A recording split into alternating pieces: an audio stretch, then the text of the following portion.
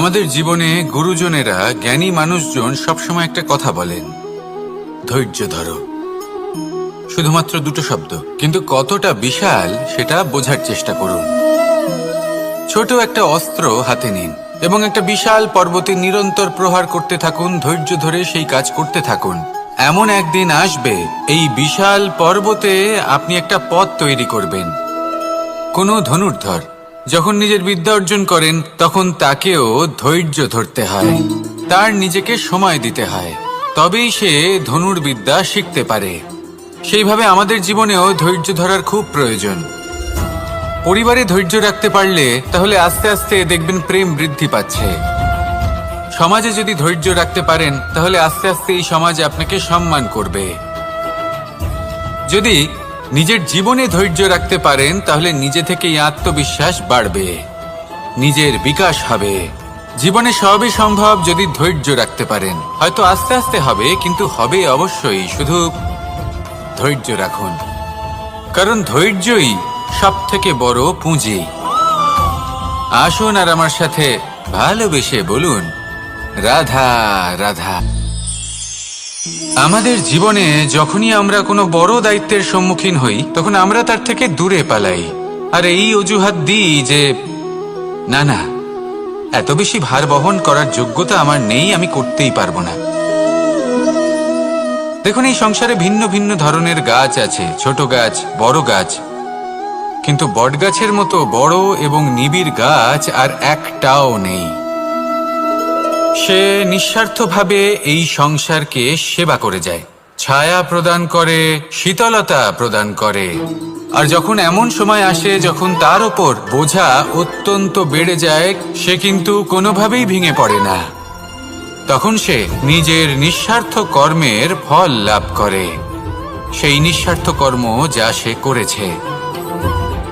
তার দেহ থেকে ছোট ছোট ঝুড়ি বার হয় এবং তা কাণ্ডের আকার ধারণ করে।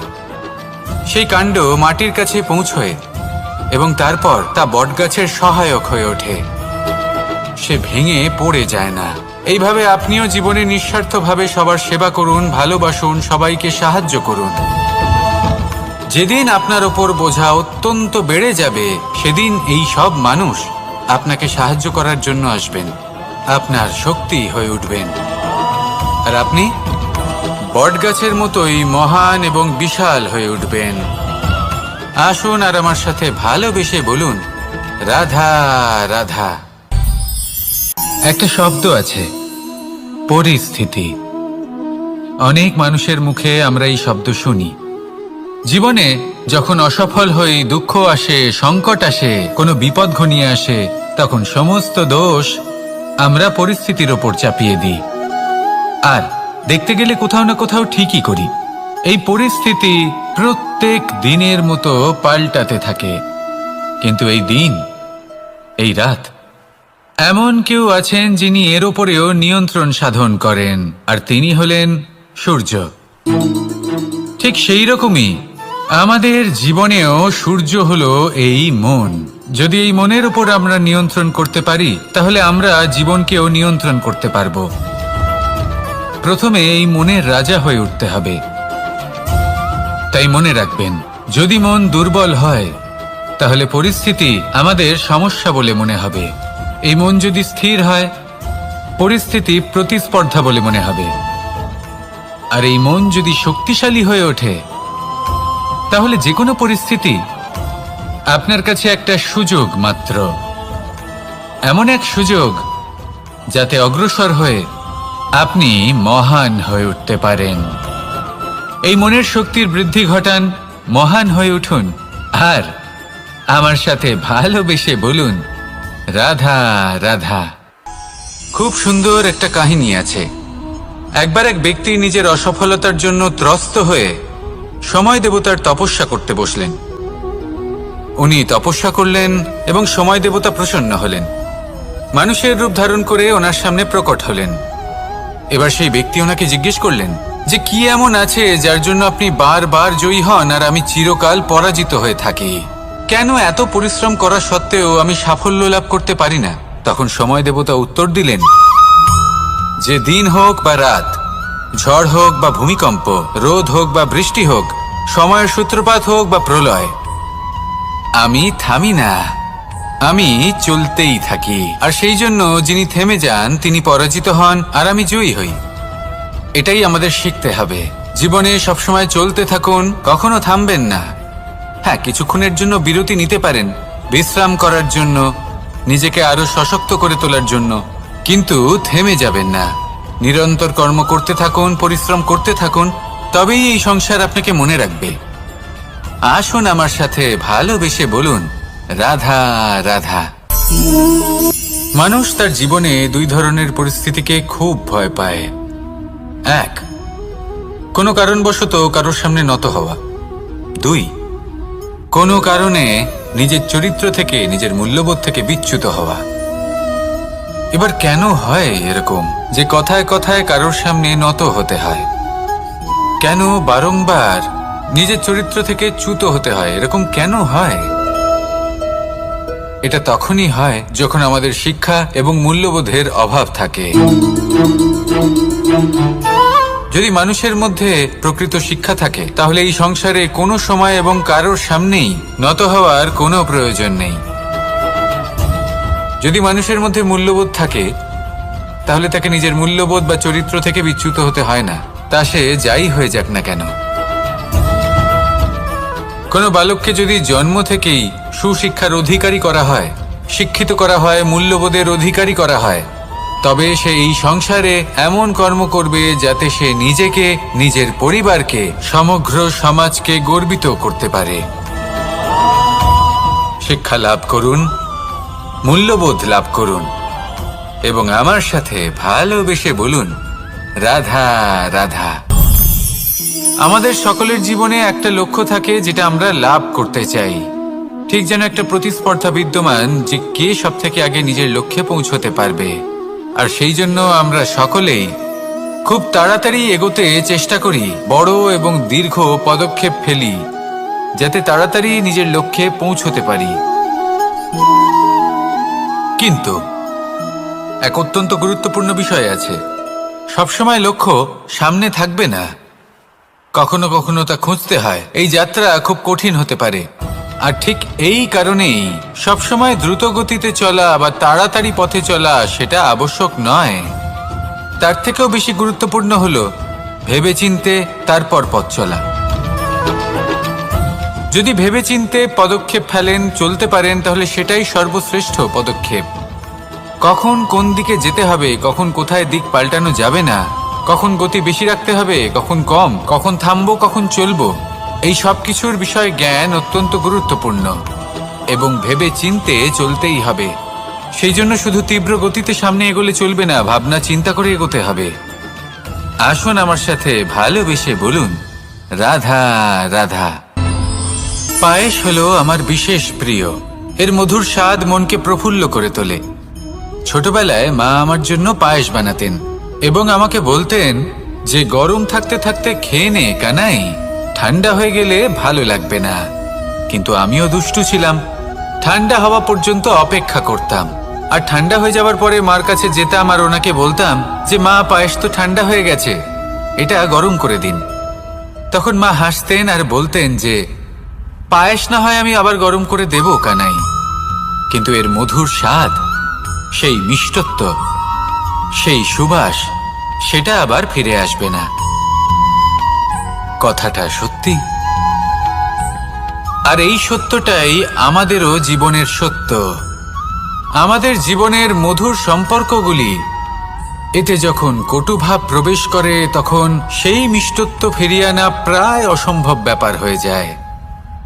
আপনি চেষ্টা করে সেই সম্পর্ক ঠিক করতেই পারবেন, তার জন্য অগাধ পরিশ্রম করতে হবে, কিন্তু আবার সেই মিষ্টত্ব কখনো ফিরে আসবে না। সেই জন্য আপনার জীবনের যে মধুর সম্পর্ক আছে, যতটা সম্ভব চেষ্টা করুন তাতে মিষ্টত্ব বজায় রাখতে। কটুভাব আসতে দেবেন না। আসুন আর আমার সাথে মধুর স্বরে বলুন, রাধা রাধা। শব্দ, শব্দ আসলে কি? শুধুই কয়েকটি অক্ষরের সমষ্টি, নাকি আমাদের বাণী, এই শব্দ এমন এক শক্তি যা কাউকেই নিজের বশবর্তী করে ফেলতে পারে।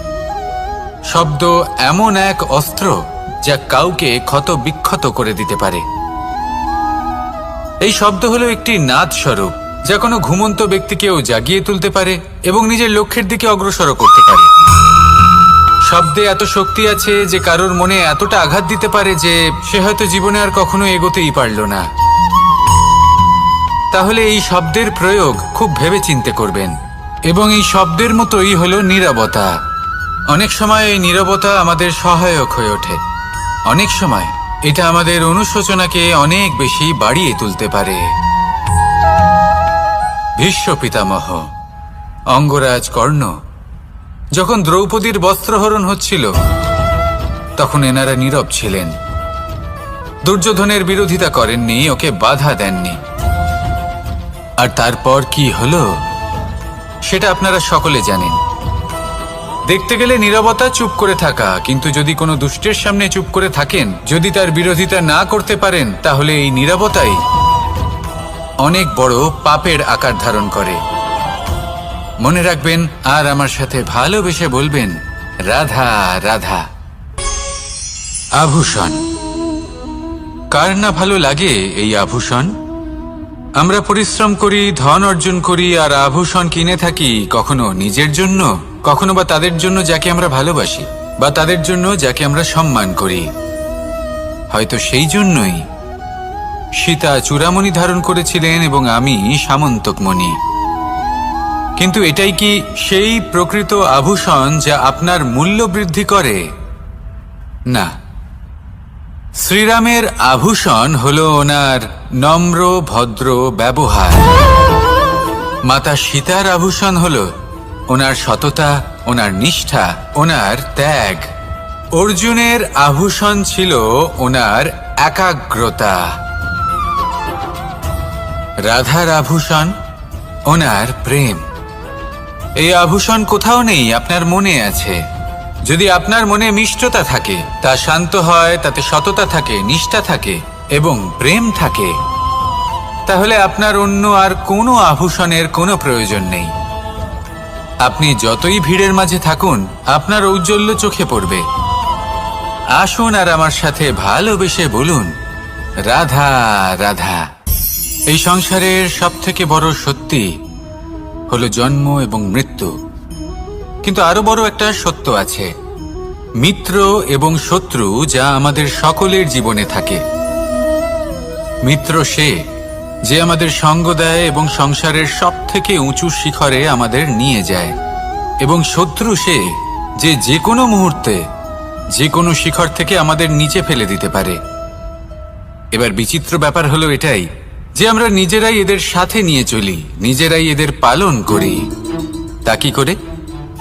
প্রথমে বুঝুন এই মিত্র এবং শত্রু কারা। আপনার নিজের মন, আর কেউ নয়। এই মনই হলো মিত্র যখন তাতে ভারসাম্য বজায় থাকে, তা নিয়ন্ত্রিত থাকে, তা পবিত্র হয়। কিন্তু যদি এই মন অনিয়ন্ত্রিত হয়ে পড়ে, যদি আপনাকে সে নিয়ন্ত্রণ করতে শুরু করে, তখন সেই আপনার সবথেকে বড় শত্রু হয়। সেই জন্য এই মনের ওপর নিয়ন্ত্রণ রাখতে শিখুন, এতে ভারসাম্য বজায় রাখতে শিখুন। তাহলে আপনি এমন এক বন্ধুকে পাবেন যে আপনাকে এই সংসারের শিখরে পৌঁছে দেবে। আসুন আমার সাথে ভালোবেসে বলুন, রাধা রাধা। ঈশ্বর আসলে কে? সংসারের বেশিরভাগ মানুষের কাছে ঈশ্বর হলেন এই সংসারের রচয়িতা, পালনকর্তা। কারোর কাছে উনি জ্ঞাতা, কারোর কাছে উনি হলেন আস্থার প্রতীক, আবার কারোর জন্য শুধুমাত্র অন্ধ বিশ্বাস। কিন্তু এই ঈশ্বর কি কোনো শরীর, নাকি একটা বোধ, নাকি শুধুই শ্রদ্ধা? ঈশ্বর হলেন তিনি যিনি হলেন আপনার ইষ্ট। সেই জন্যই তো গুরু, মাতা, পিতা এনাদেরও ঈশ্বরই বলা হয়েছে। যাদেরকে আমরা ঈশ্বর বলে মনে করি, যারা আমাদের ইষ্ট, তারা আমাদের একটি পথ দেখান, একটি দিকে চালিত করেন। সেই পথে চলে আপনি শুভ কর্ম করতে পারেন। আর যখন কোনো ব্যক্তি তার ঈশ্বরের আদেশ পালন করেন তখন সে নিজে থেকেই শুভ পথে অগ্রসর হয়ে যান। বেশ কয়েকজন মানুষ ঈশ্বরের ওপর আস্থা রাখেন এবং ভাবেন যে অনুচিত কোনো কাজ করা উচিত নয়, ঈশ্বর দেখছেন। ওনারা ভয় পান যে কোনো অনুচিত কর্ম করলে কে জানে তার পরিণাম কি হবে। এমন অনেক ব্যক্তি রয়েছেন যারা ঈশ্বরকে বিশ্বাস করেন এবং জানেন যে ঈশ্বর তাদেরকে দেখছেন, তাই যে যে শুভকর্ম ওনারা করেছেন তার ফল তারা অবশ্যই পাবেন। এবার আপনি ভয় পেয়ে ঈশ্বরকে বিশ্বাস করবেন নাকি বিশ্বাসের দ্বারা ঈশ্বরকে বিশ্বাস করবেন, সেই সিদ্ধান্ত আপনারই। কিন্তু হ্যাঁ, যদি আপনার মনে ঈশ্বরের জন্য কোনো স্থান থাকে, যদি আপনার কোনো ইষ্ট থাকেন, যদি আপনি কাউকে ঈশ্বর মনে করেন যার প্রত্যেক আদেশ আপনি পালন করে থাকেন, তাহলে বলি ঈশ্বর কখনো আপনাকে অনুচিত পথে চালিত করবেন না। আসুন আমার সাথে ভালোবেসে বলুন, রাধা রাধা। এই সংসারে ভিন্ন ভিন্ন ধরনের গাছ আছে, অসংখ্য ধরনের প্রজাতি আছে। কিছু গাছ পাতা দিয়ে থাকে, কিছু ফুল, কিছু ফল। কেউ ছায়া প্রদান করে, কেউ শীতলতা প্রদান করে, কেউ নিজেকে খুব কষ্ট দিয়ে এই সংসারের বিকাশে সহায়ক হয়ে ওঠে। কিন্তু এই সবার মধ্যে একটা বিষয় কিন্তু সমান, এরা প্রত্যেকেই পাতা ছাড়া, ফুল ছাড়া, ফল ছাড়া জীবিত থাকতেই পারে, কিন্তু কোনো বৃক্ষই শিকড় ছাড়া বেঁচে থাকতেই পারে না। এটাই হলো রাধার। ঠিক সেইভাবেই আমাদের জীবনে শক্তি হোক, ধন হোক বা সাফল্য হোক, আমাদের বা আমাদের পরিবারের প্রসন্নতাই হোক, এই সব কিছুর আধার হলো, সবকিছুর মূল হলো পরিশ্রম। তাই জীবনে চিরকাল পরিশ্রম করতে থাকুন। যদি আপনি জীবনে মহান হবার পথে অগ্রসর হতে চান, তাহলে পরিশ্রম করুন। এই পরিশ্রম দ্বারাই নিজের পরিবারকে প্রসন্ন করুন, নিজের বন্ধুদের প্রসন্ন করুন, এই সমাজকে গর্বিত করুন। আসুন আমার সাথে ভালোবেসে বলুন, রাধা রাধা। কখনো কোনো বাগানের কোনো বৃক্ষকে দেখেছেন যেখানে সুগন্ধি ফুল থাকে, রসালো ফল থাকে? তখন মন প্রফুল্ল হয়ে ওঠে, মন থেকে সেই বৃক্ষের প্রতি ভালোবাসা জন্মায়। কিন্তু যিনি বাগানের মালিক, শুধুমাত্র তিনিই জানেন যে কিভাবে এই বৃক্ষকে আগলে রাখতে হয়, কিভাবে তার পরিচর্যা করলে এতে সুন্দর সুগন্ধি ফুল হবে, রসালো ফল হবে। কখনো কখনো প্রয়োজনের থেকে বেশি রোদ পেলে এই বৃক্ষগুলি শুকিয়ে যায়, প্রয়োজনের থেকে কম রোদ পেলেও এই বৃক্ষ কিন্তু শুকিয়ে যায়। প্রয়োজনের থেকে কম জল যদি পায়, এই বৃক্ষ শুকিয়ে যেতে পারে। প্রয়োজনের থেকে অতিরিক্ত জল যদি পায়, তখনও এই বৃক্ষের শিকড়গুলি নষ্ট হয়ে যেতে পারে। এবার এটাই কিন্তু আমাদের সংসারের সাথেও হয়। আমাদের সংসারের সকল প্রতিভাশালী ব্যক্তি, যেমন লেখক, বিচারক, প্রবক্তা, যোদ্ধা, এদের সবার ক্ষেত্রে এই কথাটাই প্রযোজ্য। যদি বেশি প্রশংসা করা হয়, তাহলেও এরা হারিয়ে যাবেন। প্রয়োজনের থেকে বেশি যদি নিন্দা করা হয়, তখনও তারা নত হয়ে পড়বেন। তাহলে আপনি এদের রক্ষা করুন এবং নিজেদেরও। মনে রাখবেন একটা কথা, জেনে রাখুন কখন কোন নিন্দায় আপনি লজ্জিত হবেন না, আর কখন কোন প্রশংসার দ্বারা নিজের মধ্যে অহংবোধ জাগ্রত করবেন না। এই মন সুপ্রসন্ন হয়ে বলবে, রাধা রাধা। যদি আমি কোনো বনে যাই, কোনো নির্জন বনে, সেই বনের বিষয়ে, সেই পথের বিষয়ে, গাছপালার বিষয়ে, পশুপক্ষীর বিষয়ে আমার যদি কোনো জ্ঞান না থাকে, সেই বনের ক্ষুদ্র থেকে ক্ষুদ্রতর অংশের বিষয়ে যদি আমার কোনো জ্ঞান না থাকে, তাহলে হতেই পারে সেই বনে কোথাও আমি হারিয়ে যাব। হয়তো এমনভাবে হারিয়ে যাব, কোনোদিনও বাইরেই বেরোতে পারবো না। তাই সেই বনের বিষয়ে জ্ঞান লাভ করা আবশ্যক। এটাই হলো শিক্ষা। জীবনে বেশিরভাগ মানুষই কেন অসফল হন? ওনারা একটা লক্ষ্য স্থির করেন, কিন্তু সেই পথের বিষয়ে তারা পর্যাপ্ত জ্ঞান অর্জন করেন না।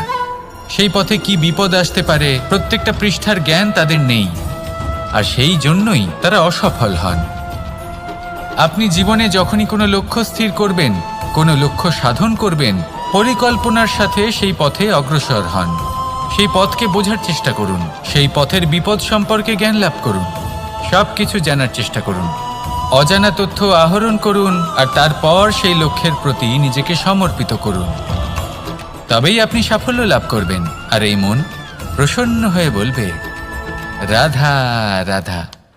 আপনি নিশ্চয়ই কখনো অনুভব করেছেন, যদি কোনো নির্মল ব্যক্তির কাছে গিয়ে বসেন তাহলে মনে নির্মল অনুভূতি হয়, এই মন শান্ত হয়ে যায়। সেইখানেই কোনো দুশ্চরিত্র মানুষের কাছে গিয়ে বসলে এই মন বিচলিত হয়ে যায়। কারণটা কি? কারণ যে ব্যক্তি নির্মল মনের, তিনি সবার মধ্যে নির্মলতা ছড়িয়ে দেন। আমাদের অন্তরে যা থাকে আমরা সেটাই সবার মধ্যে বিতরণ করি। যদি আপনি এই সংসারে শুভ বোধ ছড়িয়ে দিতে চান, তাহলে প্রথমে শুভ গ্রহণ করুন, তা অর্জন করুন। এই সংসারে জ্ঞানের শক্তি লাভ করুন, আর সেই জ্ঞানের শক্তি সংসারে বিতরণ করুন।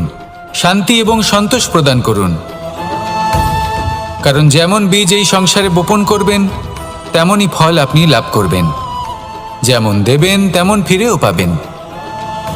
এই সংসারে জ্ঞান প্রদান করুন, শান্তি প্রদান করুন, সন্তুষ্টি প্রদান করুন। এই সংসারে ভালোবাসা বিতরণ করুন, আর এই প্রেম ভাব নিয়েই বলুন, রাধা রাধা। এই সংসারে দুই ধরনের মানুষ দেখা যায়, এক সরল, দুই জটিল। এবার এই যে সরল ব্যক্তি থাকে, তাদের এই সমাজ দুর্বল মনে করে। এমনিতে দেখতে গেলে জলও সরল, বায়ুও সরল। ওনারা যেদিকে চাইবেন প্রবাহিত হতে পারেন, এনাদের যে আকার দেবেন সেটাই ধারণ করবেন। কিন্তু এরা বাস্তব রূপ ধারণ করলে তখন কি হয়? এই জল এমন এক ধারায় পরিণত হয় যে অনেক বড় বড় পাথরকে খণ্ডিত করে দিতে পারে। এই বায়ু এমন এক চক্রবাতে পরিণত হয় যা সংসারে বিনাশ ডেকে আনে। তাই যে ব্যক্তি সরল, তার সরলতাকে সম্মান করুন, তাকে সম্মান করুন, তাকে ভালোবাসা দিন। আর আমার সাথে ভালোবেসে বলুন, রাধা রাধা। খেলা খেলতে কে না ভালোবাসেন? আমরা প্রত্যেকেই যখন সময় পাই, সুযোগ পাই, তখনই আমরা কোনো খেলা খেলি। খেলার সময় দুই ধরনের মানুষ ওখানে থাকেন, এক যারা অংশগ্রহণ করেন, আর দুই যারা দেখতে থাকেন, যারা দর্শক হয়ে দেখেন, যারা নিজের পক্ষের বিজয়ের ফলে উচ্ছ্বসিত হয়ে থাকেন, পরাজয়ের ফলে শোক পালন করেন, পরামর্শ দিয়ে থাকেন। আর বিজয়ী কে হন? বিজয়ী তিনি হন যিনি অংশগ্রহণ করেন। নির্বাচন আপনাকে করতে হবে, আপনি কি করতে চান? আপনি কি খেলোয়াড় হতে চান, নাকি আপনি দর্শক হতে চান? যদি আপনি বিজয়ের আনন্দ লাভ করতে চান, সেই রোমাঞ্চ অনুভব করতে চান, তাহলে খেলতে হবে। ময়দানে আপনাকে নামতেই হবে। পরাজয়ের সম্ভাবনার ভয়ের সাথে আপনাকে লড়াই করতেই হবে। বিপক্ষের আহ্বানকে স্বীকার করতেই হবে, খেলোয়াড় হয়ে উঠতে হবে। তবেই এই বিজয়ের সম্ভাবনা থাকবে। আসলে কি, দর্শক হয়ে পরামর্শ দেওয়া অত্যন্ত সহজ, ময়দানে নেমে অংশগ্রহণ করা অত্যন্ত কঠিন। আর এখানে যেটা সহজ, তা আপনাকে বিজয়ের পথে কখনোই নিয়ে যাবে না। আসুন আমার সাথে ভালোবেসে বলুন, রাধা রাধা। এই সংসারে মানুষ জন্মগ্রহণ করেন, বড় হতে থাকেন, পুরুষার্থ লাভ করেন, অর্জন করেন। অর্জন করা আসলে কি? বেশিরভাগ মানুষ বলেন অর্জন করা অর্থাৎ ধন সম্পত্তি অর্জন করা। আর কি অর্জন করা যায়? আর কি লাভ করা যায়? আসল প্রশ্ন হলো এটাই যে কি এমন আছে যা বাস্তব রূপে অর্জন করার যোগ্য। তা হলো ব্যবহার, জ্ঞান এবং সন্তোষ। কেন? কারণ আপনি যখন এই সংসার ছেড়ে চলে যাবেন, তখন আপনার ধন সম্পত্তি আপনাকে বিদায় জানাতে আসবে না। আপনাকে বিদায় জানাতে আসবে আপনার আপনজন, যাদের সাথে আপনার সুসম্পর্ক ছিল। সমগ্র সংসারে সহস্র মানুষ ধন অর্জন করে থাকেন। শ্রেষ্ঠ মানুষ হলেন তিনি যিনি ব্যবহার, জ্ঞান এবং সন্তোষ অর্জন করে থাকেন, একে সকলের মধ্যে বিতরণ করেন। তাই এটাই করুন, আর আমার সাথে ভালোবেসে বলুন, রাধা রাধা। এই সংসারের আরম্ভ থেকে এখনো পর্যন্ত এবং ভবিষ্যতেও একটা যুদ্ধ আছে যা হয়ে চলেছে, চলতেই থাকবে। পাপ এবং পুণ্যের মধ্যে যুদ্ধ, সত্য এবং অসত্যের মধ্যে যুদ্ধ। এই যুদ্ধ চলেই আসছে, আর এই যুদ্ধে যারা লড়েন তাদের আমরা সবসময় জয় জয়কার করি। আর যারা এই জয় জয়কার করেন তাদের প্রত্যেকের একটা বিশেষ গুরুত্ব থাকে। যখনই কোনো যোদ্ধা যুদ্ধক্ষেত্রে ক্লান্ত হয়ে পড়ে, শক্তিহীন হয়ে পড়ে, তখন এরা জয় জয়কার করে, শঙ্খ বাজাতে থাকে। সেই যোদ্ধাকে অনুপ্রেরিত করে, শক্তি এবং সাহসে ভরিয়ে তোলে, আর তখন সেই যোদ্ধা সেই যুদ্ধকে এগিয়ে নিয়ে যেতে পারে। যখন শ্রীরাম লঙ্কা যাত্রা করার জন্য সেতু তৈরি করছিলেন, তখন একটা ছোট্ট মিষ্টি কাঠবিড়ালি নিজের মুখে মাটির টুকরো বয়ে নিয়ে গিয়ে তার সাধ্যমতো তাকে সাহায্য করছিল। শ্রীরাম দেখলেন এবং বললেন যে ও তো সবার মনোবল বৃদ্ধি করছে, সবাইকে প্রেরিত করছে। ও বলল যে আমি এত ছোট হয়েও যদি এই কাজ করতে পারি, তাহলে আপনারা সবাই কেন পারবেন না? এটাই হলো সেই সকলের মাহাত্ম্য, যারা জয় জয়কার করেন, অনুপ্রেরিত করেন, সাহস যোগান। ওনারা সেই ব্যক্তি যারা একজন যোদ্ধার মধ্যে যুদ্ধকে জয় করার শক্তি প্রদান করেন। আসুন আমার সাথে ভালোবেসে বলুন, রাধা রাধা। সংসারে আমাদের জীবনে যখন কোনো সুখ বা দুঃখ আসে, তার জন্য আমরা কাউকে না কাউকে অবশ্যই দায়ী করে থাকি, তাই না? এই ব্যক্তি আমাদের সাথে এরকম কাজ করেছেন, তাই আমার সাথে এমন হলো। ওই ব্যক্তি যদি এমনটা না করতেন, তাহলে আজ আমি ওই স্থানে পৌঁছতে পারতাম।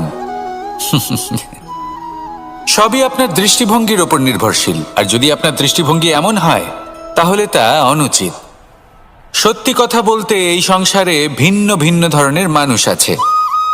এটা আপনার ওপর নির্ভর করছে কিভাবে তাদের স্বাগত জানাবেন। একবার ভাবুন, আমি আমার দুটো হাত সামনে নিয়ে এলাম, দুটো মুঠো খুলে দিলাম। দুই প্রকারের মানুষ আসবেন, কিছু না কিছু দিয়ে যাবেন। এই মুঠো যদি আমি বন্ধ করে দিই, তাহলে না কেউ আমাকে কিছু দিতে পারবে, না আমার কিছু যাবে আসবে। নিশ্চয়ই বুঝতে পারছেন এই দুই ধরনের ব্যক্তি কারা এবং তারা কি দিয়ে যান। আমি যদি নিজের মুঠো খুলে দিই, তাহলে কিছু ভালো মানুষ আসবেন, আমাকে আনন্দ, সন্তুষ্টি, জ্ঞান প্রদান করে যাবেন, ভালো অভিজ্ঞতা দিয়ে যাবেন। কোনো খারাপ ব্যক্তি যদি আসেন, তাহলে তিনিও খারাপ অভিজ্ঞতা দেবেন, যার থেকে আমি শিক্ষা লাভ করব। এই সব কিছু আমি লাভ করতে পারি। মুঠো যদি বন্ধ করে রাখি, তাহলে আমি কিছুই পাবো না। দেখুন, এই সংসারে প্রত্যেকের জীবনে এইরকম। প্রত্যেকের জীবনে সবকিছুই আছে, ভালো খারাপ দুই মানুষই আছে। ভালো অভিজ্ঞতা আছে, খারাপ অভিজ্ঞতা আছে। নির্ভর করছে আপনার উপর যে আপনি কি করবেন, এনাদের স্বাগত কিভাবে জানাবেন, কার থেকে কি বুঝবেন, কি শিখতে পারবেন, আর কোন দৃষ্টিভঙ্গি নিয়ে অগ্রসর হবেন। এটাই নির্ধারণ করবে যে আপনার জীবন কেমন হবে। আসুন আমার সাথে ভালোবেসে বলুন, রাধা রাধা। এটা হলো একটা সাদা পাতা। এবার এতে আমি যাই লিখব, সেটাই এর অস্তিত্ব হবে। এতে আমি প্রেমের কিছু কথা লিখে একে প্রেমপত্র বানিয়ে তুলতে পারি। মাতা পিতার জন্য একটা শুভ সংবাদ লিখতে পারি। শত্রুর বিষয়ে সতর্ক করব বলে সেনাকে একটা সংবাদ লিখতে পারি। দ্বারকাবাসীর জন্য কোনো সংবাদ পাঠাতে পারি। যাই লিখব, এই পত্র সেটাই হয়ে উঠবে। সেই রকমই হলো আমাদের জীবন। আমরা যেমন কর্ম আমরা করব, আমাদের অস্তিত্ব এবং ব্যক্তিত্ব ঠিক তেমনই হয়ে উঠবে। যদি আপনি একটা অসাধারণ, উজ্জ্বল এবং সম্মানজনক জীবনযাপন করতে চান, তাহলে তার একটা রহস্য আপনাকে বলি। যেমন কথন হবে, কর্ম তেমন হবে।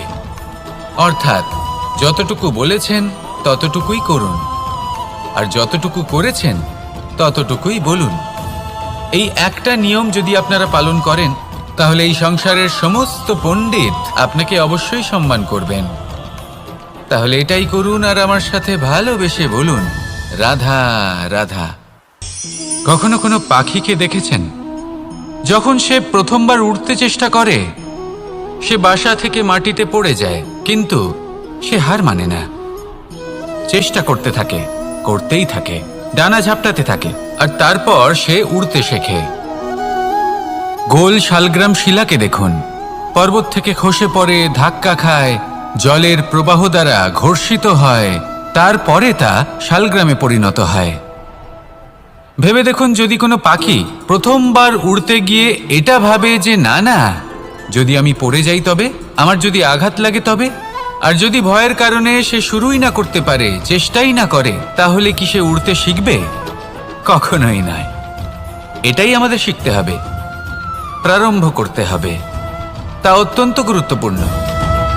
যখন আমরা কিছু শুরু করি তখন ভয় করে, কিন্তু যদি এটা না করেন জীবনে কখনো সামনে এগোতেই পারবেন না। হতেই পারে প্রারম্ভ করার পরে আপনি পড়ে যাবেন, বারবার নিচে পড়ে যাবেন, কিন্তু যদি নিরন্তর চেষ্টা করতে থাকেন তাহলে একদিন না একদিন আপনি অবশ্যই সফল হবেন। এই শুরু করাটাই সব থেকে বেশি কঠিন। এর দ্বারা ভয়ভীত হবেন না। আসুন আর আমার সাথে ভালোবেসে বলুন, রাধা রাধা। যদি আমি আমার চোখ বেঁধে কোনো একটা নির্দিষ্ট দিকে নিজের সমস্ত শক্তি প্রয়োগ করে ছুটে যাই, তাহলে কি হবে? আমি কোথাও ধাক্কা খেতে পারি, নিজের ক্ষতি করতে পারি, কোথাও পড়ে যেতে পারি, তাই না? অর্থাৎ এটা নিশ্চিত এই কাজ আমার করা উচিত নয়। কিন্তু আজকের দিনে প্রত্যেকটা মানুষ এই কাজই করছেন, তাই না? কোনো কাজ করার পূর্বে সেই কাজের বিষয়ে সম্পূর্ণ তথ্য কোথায় সংগ্রহ করছেন? শুধু এটুকু জানেন যে এই কাজটা করলে কত ধন অর্জন করবেন আর কত নাম হবে, আর ব্যাস সামনে এগিয়ে যান। এটা উচিত নয়। পূর্ণরূপে যে কোনো কাজ করার আগেই সেই কাজের বিশ্লেষণ করে নেওয়া উচিত, তা বুঝে নেওয়া উচিত, এবং সেই বিষয়ে অবশ্যই খেয়াল রাখা উচিত যে আপনার শরীর এবং আপনার মন এই কাজ করার জন্য কি প্রস্তুত রয়েছে। যদি তা না হয় তাহলে প্রথমে নিজেকে শুধরে নিন, তারপরে সেই কাজ করুন। যদি এইভাবে জীবনে সামনে এগোন তাহলে সাফল্যের সম্ভাবনা জীবনে অনেক বেশি বেড়ে যাবে। তাহলে এটাই করুন আর আমার সাথে ভালোবেসে বলুন, রাধা রাধা। এই সংসারের সব থেকে বড় যোদ্ধা কে? কেউ বলবেন অর্জুন, কেউ বলবেন ভীম, কেউ বলবেন হনুমান আদি ইত্যাদি। কিন্তু এই সংসারের সব থেকে বড় যোদ্ধা আপনার মনের ভেতরে আছে, আপনার মনের মধ্যে আছে। সেই ব্যক্তি সব থেকে উঁচুতে পৌঁছতে পারেন যিনি নিজের অন্তরের খামতি বুঝতে পারেন, নিজের দোষ বুঝতে পারেন, তার সাথে লড়াই করেন এবং তার উপর বিজয় লাভ করেন। যে ব্যক্তি এটা শিখতে পারেন, যে ব্যক্তি এটার উপর জয়লাভ করতে পারেন, তিনি হলেন সব থেকে বেশি শক্তিশালী, সব থেকে বেশি বীর এবং সব থেকে বেশি পরাক্রমী ব্যক্তি। আমরা সকলে এই সংসারকে পাল্টাতে চাই। তার জন্য প্রথম পদক্ষেপ আপনাকে নিতে হবে, নিজেকে দোষমুক্ত করতে হবে। যদি মানুষ নিজের অন্তরের দোষ বুঝতে পারেন এবং নিজেকে দোষমুক্ত করতে পারেন, তাহলে এই সংসার নিজে থেকেই দোষমুক্ত হয়ে যাবে, তাই না? তাহলে নিজেকে দোষমুক্ত করুন আর আমার সাথে ভালোবেসে বলুন, রাধা রাধা। মানুষের জীবন সবসময় ন্যায় আর অন্যায়ের মাঝে ঘুরপাক খেতে থাকে। প্রত্যেক মানুষের মনে হয় কোথাও না কোথাও তার সাথে অন্যায় হচ্ছে। কেউ বলেন যে ভাগ্য আমার সাথে অন্যায় করেছে, কেউ আবার বলেন এই সংসার আমার সাথে অন্যায় করেছে। আর প্রত্যেকেই ন্যায় বিচার চাইতে বৈঠক দাবি করে বসেন। কখনো এই বিচার গৃহে যান, আবার কখনো ওই বিচার গৃহে। যদি সত্যি কথা বলি, এই সংসারের সব থেকে বড় বিচার গৃহ আপনার কাছেই রয়েছে, আপনার মন। আপনার মনই হলো সব থেকে বড় বিচার গৃহ। এ খুব ভালো করেই জানে কি শুদ্ধ আবার কি অশুদ্ধ, এর শুভ অশুভর জ্ঞান রয়েছে, এ সব জানে। দেখতে গেলে প্রত্যেকটা মানুষ যদি নিজের মনের কথা শোনেন, তাহলে তিনি ভালোভাবেই বুঝতে পারবেন তিনি কি উচিত করেছেন আর কি অনুচিত। দিনে একবার রাত্রের নিদ্রায় যাওয়ার পূর্বে নিজের সাথে বসুন, চোখ বন্ধ করুন আর বিচার করুন আজ আপনি কি উচিত করেছেন আর কি অনুচিত। আপনার মন সঠিক বিচার তখনই করে দেবে। আসুন আমার সাথে ভালোবেসে বলুন, রাধা রাধা। আপনি কখনো কোনো পাথরের বুক চিরে বয়ে চলা কোনো নদী দেখেছেন? পাথর নদীর সামনে নত হয়ে যায়, তাকে বাধা দিতে চেষ্টা করে কিন্তু কখনো বাধা দিতে পারে না। এই নদী হলো ততটাই শক্তিশালী। কিন্তু এর আরম্ভ কোথা থেকে হয়? দূরে কোথাও কোনো পর্বতের চূড়াতে এক বিন্দু জল ঝরে পড়ে আর তার সাথে হিম গলিয়ে দেয়। তারপর জলের শক্তি বৃদ্ধি পায়। তারপর অনেক বিপদের সম্মুখীন হয় আর অনেক ধরনের বাধা সে অতিক্রম করে। তার শক্তির এতটাই বৃদ্ধি হয় যে তাকে বাধা দেওয়া একেবারেই অসম্ভব ব্যাপার হয়ে যায়। দেখুন, নদী তো মহান বটেই, কিন্তু তাকে মহান করে তুলেছে কে? সেই সকল বিপদ যার থেকে ও কখনো পালায়নি। সেইভাবেই আমাদেরও বিপদ থেকে পালিয়ে গেলে হবে না, তার সম্মুখীন হতে হবে সাহসের সাথে, পূর্ণ শক্তি প্রয়োগ করে। তবেই আমরা শিখতে পারবো, তবেই আমরা সামনে এগোতে পারবো। যদি আপনি জীবনে কুন্দন হয়ে উঠতে চান, তাহলে জ্বলন সহ্য করতেই হবে। আসুন আমার সাথে ভালোবেসে বলুন, রাধা রাধা। এ হলো গোলাপ ফুল। একে আমরা সকলেই চিনি। সমগ্র সংসার ভালোবাসে এই পুষ্পকে। এই ফুল দেখতেও সুন্দর। সবথেকে বেশি গুরুত্বপূর্ণ কথা হলো এর সুগন্ধ, যা দূর দূরান্ত থেকে ব্যক্তিদেরকে আকৃষ্ট করে। এই সুন্দর পুষ্প একটু মন দিয়ে দেখলেই দেখা যায় এর নিচে কাঁটা রয়েছে। এই সংসার বলে, এ প্রকৃতির কেমন রচনা! এত কোমল পুষ্প, এটা কি তীক্ষ্ণ কাঁটা সহ প্রস্ফুটিত হয়? এটাই হলো জীবনের সত্য। আমাদের অন্তরের সদ্গুণ, সেগুলিও এই ফুলের মতোই সুন্দর। সংসার এর সৌন্দর্য দেখতে পায়। এর সুগন্ধ চতুর্দিকে ছড়িয়ে পড়ে। কিন্তু এই সদ্গুণ জাগ্রত করে তোলার জন্য কঠোর পরিশ্রম করতে হয়, প্রতিনিয়ত চেষ্টা করে যেতে হয়। তাই জন্য যদি আপনি জানেন আপনার পথ উচিত কিন্তু তা কাঁটায় পরিপূর্ণ, তাহলে থামবেন না, চলতে থাকুন। একবার যদি অন্তরের সদ্গুণ জাগ্রত হয়, তাহলে এই সংসার এর সৌন্দর্য দেখবে আর সুগন্ধে আকর্ষিত হয়ে আপনার কাছে আসবে। এই মন, এই জীবন প্রসন্ন হয়ে বলবে, রাধা রাধা। মোহনের বাঁশির এই সুর, এই সঙ্গীত কার না পছন্দ হয়? সবারই খুব ভালো লাগে।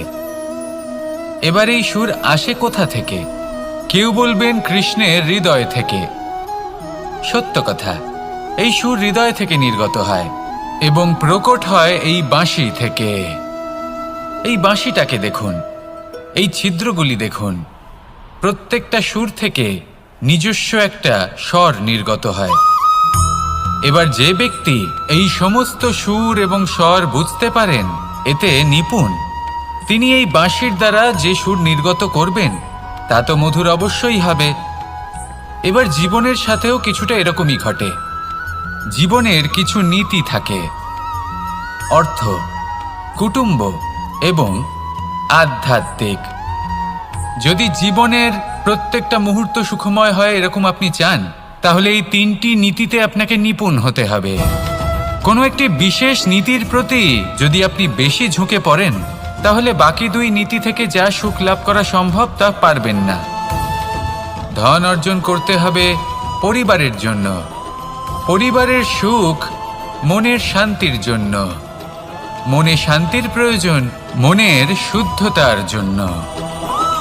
যখন এই মন শুদ্ধ হবে, জীবন শুদ্ধ হবে, পবিত্র হবে, সুন্দর হবে এবং ভালোবেসে বলবে, রাধা রাধা। জল, এ হলো জীবনের আধার পঞ্চতত্ত্বের মধ্যে একটি, আর অত্যন্ত বিশেষ। এর থেকে অনেক বড় শিক্ষা পাওয়া যায়। এই জল, গন্তব্যের বিষয়ে এর স্পষ্ট ধারণা আছে। ও জানে ওর লক্ষ্য কি, আর প্রয়াস করে ততদূর সে পৌঁছেও যায়। এটি পর্বত থেকে বয়ে নিচে নেমে আসে, নদীর সাথে সমাহিত হয়ে তার সাথে বয়ে চলে, চিরসবুজ বনানী গড়ে তোলে, প্রাণীদের তৃষ্ণা নিবারণ করে, সামনে এগিয়ে চলে, মানুষের সাথে মিলিত হয়। যারা একে বাঁধের মধ্যে বেঁধে রাখতে চেষ্টা করে সে বন্দি দশাতেও থেকে যায়, মানুষের কল্যাণ করে। তারপর বাঁধ থেকে মুক্তি পেয়ে এগিয়ে চলে, কোথাও ধাক্কা খায়, কোথাও বাধা পড়ে, কোথাও যদি পথ খুঁজে না পায় তাহলে পথ খুঁজেই নেয়, আর যেখানে পথ থাকে না সেখানে পথ বানিয়ে নেয়, আর শেষ পর্যন্ত নিজের লক্ষ্যে পৌঁছেই যায়, অর্থাৎ সমুদ্রে গিয়ে সমাহিত হয়ে যায়। আমাদেরও কিছুটা এরকমই হয়ে উঠতে হবে। যেখানেই যাবেন সকলের কল্যাণ করুন, সামনে এগোন। আপনি কোথাও পড়ে গেলে, ধাক্কা খেলে আঘাত লাগবেই, উত্থান পতন লেগেই থাকে। সামনে এগোতে থাকুন। কোথাও পথ না পেলে তা খুঁজে নিন, কোথাও পথ না থাকলে তা বানিয়ে নিন। নিজের গন্তব্যের কথা সবসময় মনে রাখুন। শেষ পর্যন্ত নিজের মোক্ষ লাভ আপনি অবশ্যই করবেন। আর আমার সাথে ভালোবেসে বলুন, রাধা রাধা। জীবনের প্রত্যেক মুহূর্ত আমাদের কিছু না কিছু শিক্ষা দেয়, নির্ভর করছে আমাদের দৃষ্টিভঙ্গির ওপর। যেমন নদী হলো আমার অত্যন্ত প্রিয়, নদীতে ভ্রমণ করতে আমার খুব ভালো লাগে। কি বলেন? নদীতে সবসময় নতুন কিছু থাকে, ও পুরনো কিছুই নিয়ে বসে থাকে না, সবসময় প্রবাহমান, কখনো থামে না। ততক্ষণ থামে না যতক্ষণ না সাগরে গিয়ে সমাহিত হচ্ছে। ঠিক এইভাবেই আমাদেরও উচিত নিজের জীবন অতিবাহিত করা, নদীর মতো। প্রত্যেক মুহূর্ত নতুন, তাই সেইভাবেই জীবন যাপন করুন। পুরনো কিছুই একত্রিত করে রাখবেন না, বিগত স্মৃতির মাঝে নিজেকে হারিয়ে ফেলবেন না। এই যে বর্তমান, এই যে মুহূর্ত, সেটাই হলো সর্বশ্রেষ্ঠ। এর মাঝেই জীবন যাপন করুন, নদীর মতো প্রবাহমান হতে শিখুন। আপনি শিখে গেলে তাহলে মনে রাখবেন, আমার আপনার মাঝে বিচরণ করতে বড়ই ভালো লাগবে। যে ব্যক্তি আনন্দের সাথে জীবনের প্রত্যেকটা মুহূর্ত অতিবাহিত করে, কোনো চিন্তা ছাড়াই প্রবাহমান হয়, কখনোই থামে না, যতক্ষণ না মুক্তি লাভ করছেন, এমন ব্যক্তির মধ্যেই রাধাকৃষ্ণ বসবাস করেন। তাহলে আসুন আমার সাথে ভালোবেসে বলুন, রাধা।